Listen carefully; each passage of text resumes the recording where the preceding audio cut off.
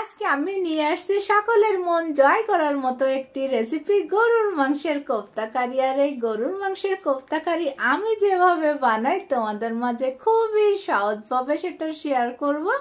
আসসালামু আলাইকুম, কেমন আছো সবাই? আশা করি সবাই ভালো আছো। আলহামদুলিল্লাহ আমি আল্লাহর রহমতে ভালো আছি। তো আমি এখানে কিছুটা বাদাম ধুয়ে নিয়েছি, যে কোনো বাদাম দিয়ে এটা করা যাবে। আর হাফ কাপ পেঁয়াজ বেরেস্তা নিয়েছি এখানে 1.5 টেবিল চামচ গুঁড়া দুধ আর হাফ কাপ পানি দিয়ে এটাকে আমি ব্লেন্ড করে নিব। তো ব্লেন্ড করা হয়ে গেলে এটাকে আমি সাইড করে রেখে দিব। আর এখানে আমি 500 গ্রাম গরুর মাংস ছোট ছোট করে কেটে নিয়েছি, কারণ এটাকে আমি ব্লেন্ডারের জারে কিমা করে নিব। আর দিয়েছি এখানে একটা গোটা রসুন কোয়া, আদা কুচি আর 2 পিস পাউরুটি আমি ছোট ছোট করে কেটে তারপরে দিয়ে দিব। এখানে স্বাদ বুঝে লবণ, হাফ চামচ হলুদের গুঁড়া, 1 চামচ মরিচের গুঁড়া, ধনিয়া গুঁড়া, জিরার গুঁড়া, গরম মশলার গুঁড়া 1 চামচ করে দিয়েছি। আর 2 টেবিল চামচ বেসন আমি একটু 2 মিনিট ভেজে তারপরে এটা দিব। এটা মূলত বাইন্ডিং এর কাজ করবে। তো সবকিছু দিয়ে তারপরে আমি এটাকে কিন্তু ব্লেন্ড করে নিব। ব্লেন্ড করার পরে দেখো এই যে, আর এখান থেকে আমি অল্প অল্প করে কিমা নিব আর ছোট ছোট বলের মতো বানিয়ে নিব। তো একই ভাবে কিন্তু আমি সবগুলো এই যে বানিয়ে নিয়েছি। তো এখন চলে যাব আমি চুলায়। আর এই কড়াতেই আমি পেঁয়াজ বেরেস্তাটা করে নিয়েছিলাম। তো যাই হোক, তেলটা যখন পুরোপুরি গরম হয়ে যাবে তখন আমি মিট বলগুলো একে একে দিয়ে দিব। দেওয়ার পরে চুলার আঁচটা কিন্তু মিডিয়ামে রাখবো, রেখে তারপরে এপিট ওপিট উল্টে পাল্টে হালকা ব্রাউন কালার করে আমি ভেজে নিব। বেশি ভাজবো না, যেহেতু এটা আমি আরেকবার রান্না করব। তো ভাজা হয়ে গেলে দেখো আমি একে একে সবগুলো উঠিয়ে নিব। আর একটা প্যানে আমি এখান থেকে 3 চামচ তেল নিয়ে নিব।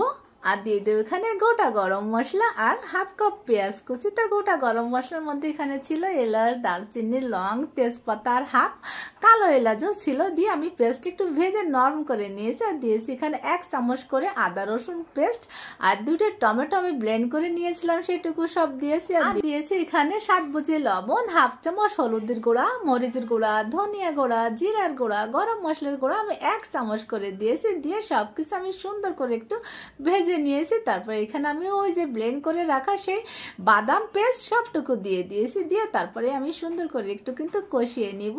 আর দিয়ে দেবো এখানে ওই পাত্র ধুয়ে একটু পানি, একটা লেবুর অর্ধেক আমি চেপে পুরো রসটুকু দিয়ে দিব, কারণ এটা টক দইয়ের কাজ করবে। ওই যে গুঁড়া দুধ দিয়েছিলাম, এই জন্য এটা টক দইয়ের কাজ করবে। তো দিয়ে আমি সব কিছু সুন্দর করে নেড়েছি, একটু সময় নিয়ে কিন্তু কষিয়ে নিব। আর এই পর্যায়ে দিব আমি 1 টেবিল চামচ চিনি। চিনিটা স্বাদের ব্যালেন্স ঠিক রাখার জন্য দিয়েছি। আর দিয়েছি এখানে 1 চামচ ঘি। দিয়ে আমি একটু নেড়ে চেড়ে সবকিছু মিশিয়ে এখন দিয়ে দিব সেই ভেজে রাখা মিট বলগুলো।